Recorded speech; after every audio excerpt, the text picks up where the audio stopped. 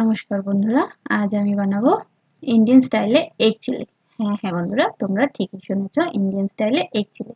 এখানে যা যা লাগছে লেখা আছে, তোমরা ভিডিও পজ করে দেখে নিও। আমি এখানে ডিম নিয়েছি 4টে, সেদ্ধ করে ছুলে নিয়েছি আর একটু একটু করে চিড়ে নিয়েছি। এখানে নিয়েছি একটা পেঁয়াজ আর ক্যাপসিকাম ডুমো ডুমো করে কেটে নিয়েছি। ডিমগুলোকে আমি সুন্দর করে চিড়ে রেখেছি, পরে কেটে নেব টুকরো টুকরো করে। আর এখানে আমি নিয়েছি ময়দা আর বেসন একটা ব্যাটার বানানোর জন্য। এখানে দিয়ে দিলাম একটু গোলমরিচ গুঁড়ো আর একটু দেব নুন আর দেব একটু হলুদ গুঁড়ো।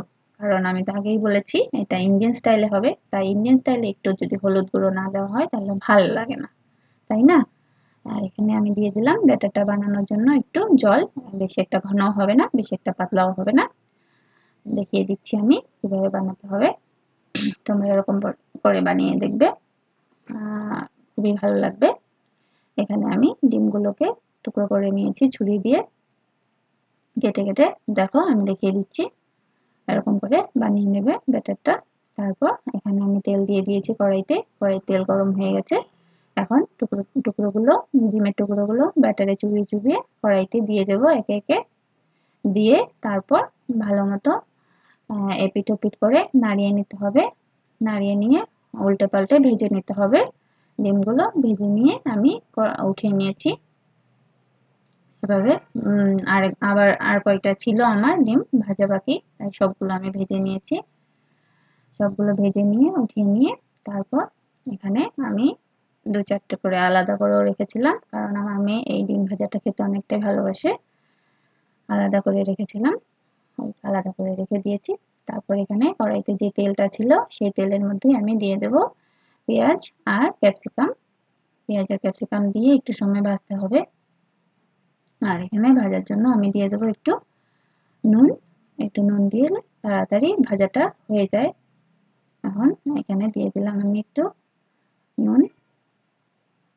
আর তোমরা কে কোথা থেকে দেখছো আমাকে জানাবে।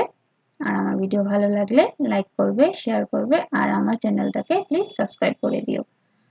এইভাবে বানিয়ে খেয়ে দেখবে। সবাই তো চাইনিজ স্টাইলে বানিয়ে খেয়ে দেখেছো, ইন্ডিয়ান স্টাইলে বানিয়ে খেয়ে দেখবে।